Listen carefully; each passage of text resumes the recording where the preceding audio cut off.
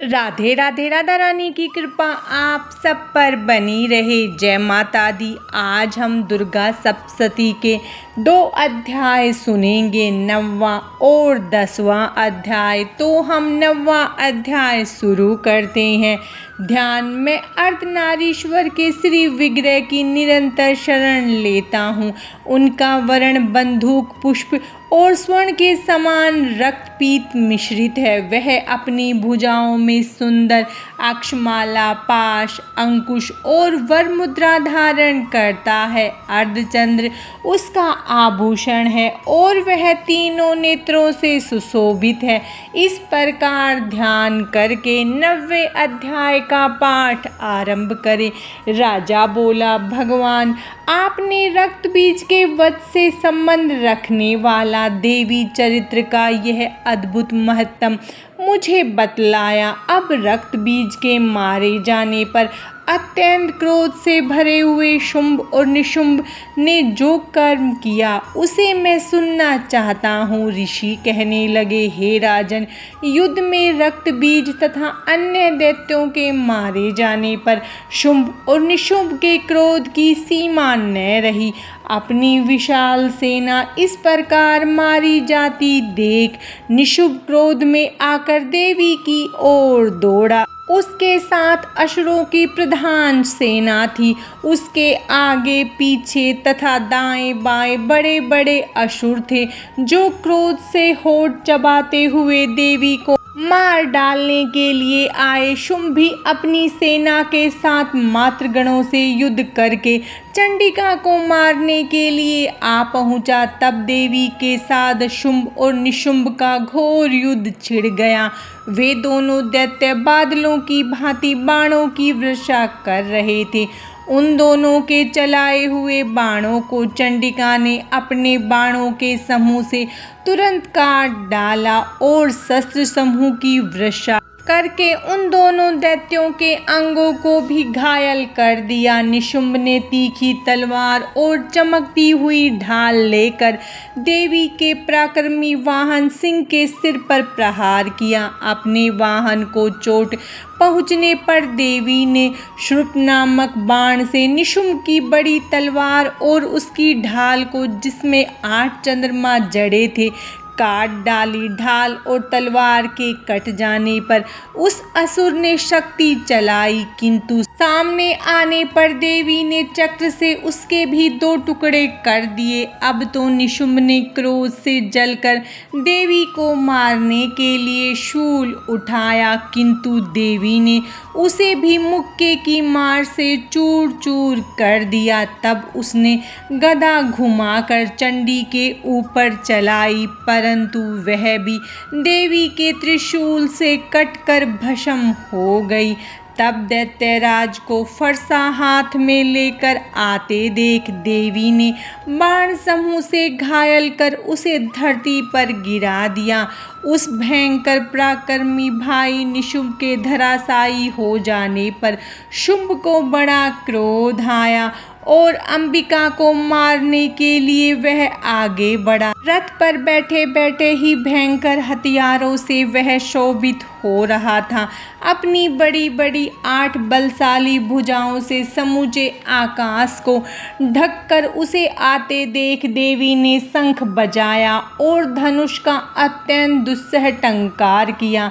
साथ ही समस्त दैत्य सैनिकों का तेज नष्ट करने वाले अपने घंटे के शब्द से संपूर्ण दिशाओं को भर दिया। तदंतर सिंह ने भी बड़े बड़े हाथियों का महामद दूर करने वाली अपनी दहाड़ से आकाश, पृथ्वी और 10 दिशाओं को गुंजा दिया। फिर काली ने आकाश में उछलकर अपने दोनों हाथों से पृथ्वी पर आघात किया। उससे ऐसा भयंकर शब्द हुआ जिससे पहले के सभी शब्द शांत हो गए। तब शिवदूती ने दैत्यों के लिए अमंगलजनक अट्टहास किया। इन शब्दों से असुर थर्रा उठे और शुंभ को बड़ा क्रोध आया। उस समय देवी ने कहा, हे दुरात्मा, खड़ा रह, खड़ा रह। तब आकाश में खड़े हुए देवता देवी की जय जयकार करने लगे। शुंभ ने आगे बढ़कर आग बरसाती हुई भयानक शक्ति चलाई। अग्नि के पर्वत के समान आती हुई उस शक्ति को देवी ने भारी उल्का से दूर हटा दिया। उस समय शुंभ के सिंहनाद से तीनों लोग गूंज उठे। राजन, उसकी प्रतिध्वनि से बिजली गिरने के समान भयंकर शब्द हुआ, जिससे अन्य सब शब्दों को जीत लिया। शुंभ के चलाए हुए बाणों के देवी ने और देवी के चलाए हुए बाणों के शुंभ ने अपने भयंकर बाणों द्वारा सैकड़ों और हजारों टुकड़े कर दिए। तब क्रोध में भरी हुई चंडिका ने शुंभ को शूल से मारा। उसके आघात से मूर्छित हो वह पृथ्वी पर गिर पड़ा। इतने में ही निशुंभ चैतन्य होकर वहां पहुंचा और धनुष बाणों द्वारा देवी कालिका सिंह को घायल कर दिया। फिर उस दैत्यराज ने अपनी 10,000 बाहें बना ली और चक्रों के प्रहार से चंडिका को ढक दिया। अब घोर संकटों का नाश करने वाली भगवती दुर्गा ने अपने बाणों से उन चक्रों को तथा बाणों को काट दिया। यह देख निशुंभ दैत्य सेना के साथ चंडिका का वध करने के लिए हाथ में गदा ले बड़े वेग से आया। उसके आते ही चंडी ने तीखी धार वाली तलवार से उसकी गदा को तुरंत काट डाला। तब दैत्य ने शूल हाथ में लिया।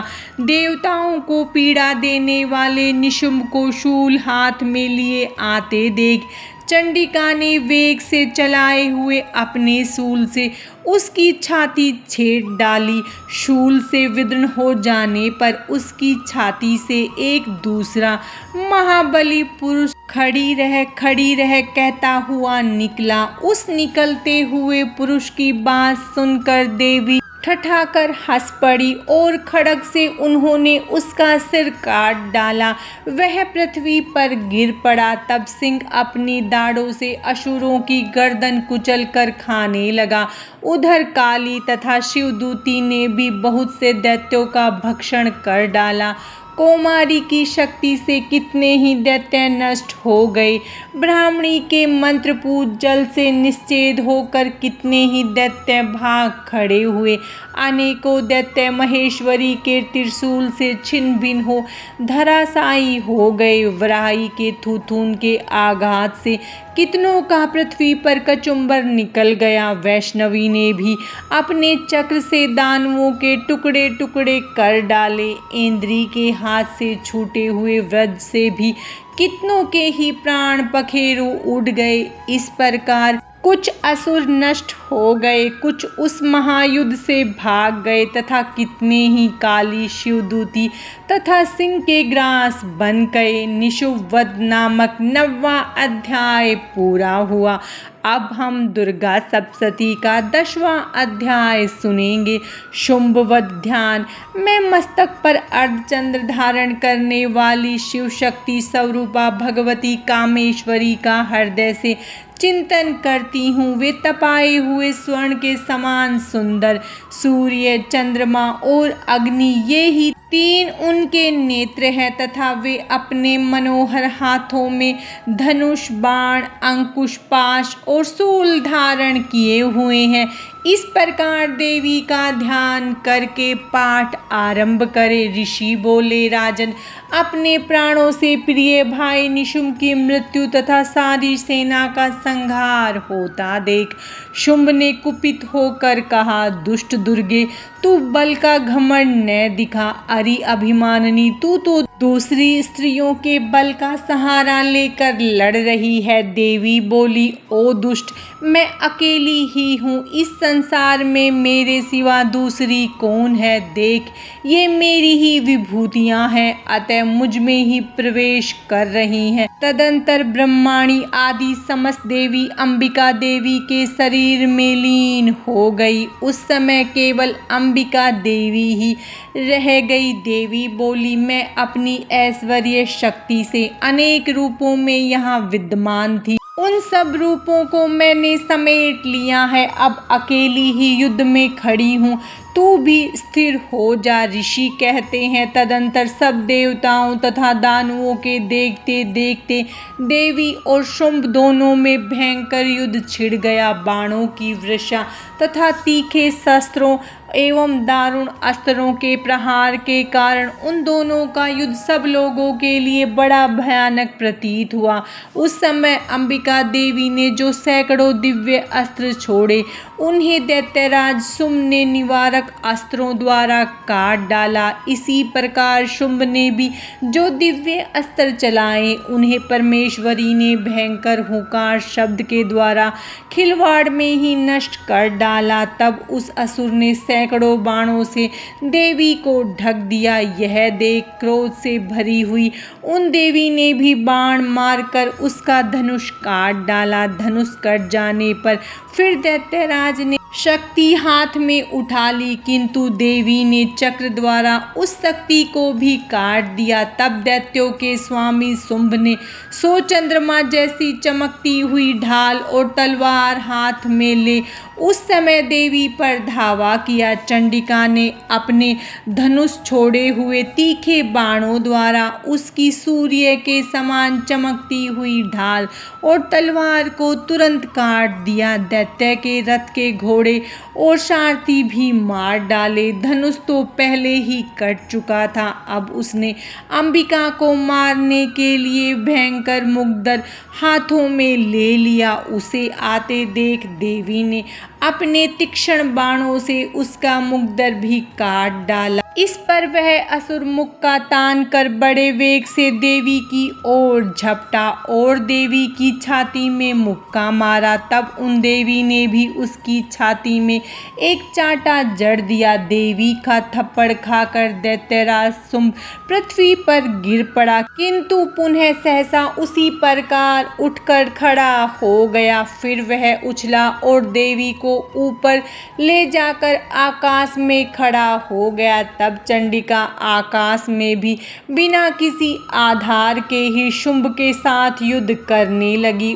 उस समय दैत्य और चंडिका का आकाश में घोर युद्ध सिद्ध और मुनियों को विस्मय में डालने वाला था। फिर अंबिका ने शुंभ के साथ बहुत देर तक युद्ध करने के पश्चात उसे उठाकर घुमाया और पृथ्वी पर पटक दिया। पृथ्वी पर गिरने के बाद वह दैत्य पुनः चंडिका को मारने के लिए उनकी ओर बड़े वेग से दौड़ा। तब दैत्यराज शुंभ को अपनी ओर आते देख देवी ने त्रिशूल से उसकी छाती छेद कर उसे पृथ्वी पर गिरा दिया। देवी के शूल की धार से घायल होने पर उसके प्राण पखेरु उड़ गए और वह समुद्रों, द्वीपों तथा पर्वतों सहित समूची पृथ्वी को कपाता हुआ भूमि पर गिर पड़ा। उस दुरात्मा के मारे जाने पर संपूर्ण जगत प्रसन्न एवं स्वस्थ हो गया तथा आकाश स्वच्छ दिखाई देने लगा। पहले जो उत्पात सूचक मेघ और उल्कापात होते थे, वे सब शांत हो गए तथा उस दैत्य के मारे जाने पर नदियां भी ठीक मार्ग से बहने लगी। उस समय शुंभ की मृत्यु के बाद संपूर्ण देवताओं के हृदय में आनंद से भर गए और गंधर्वगण मनोहर गान करने लगे। दूसरे गंधर्व बाजे बजाने लगे और अप्सराएं नाचने लगी। पवित्र वायु बहने लगी, सूर्य निर्मल होकर चमकने लगा, अग्निशालाओं की बुझी हुई आग अपने आप जलने लगी तथा संपूर्ण दिशाओं के भयंकर शब्द शांत हो गए। शुंभ वध नामक 10वां अध्याय पूरा हुआ। माता रानी की कृपा आप सब पर सदा बनी रहे। जय माता दी। राधे राधे।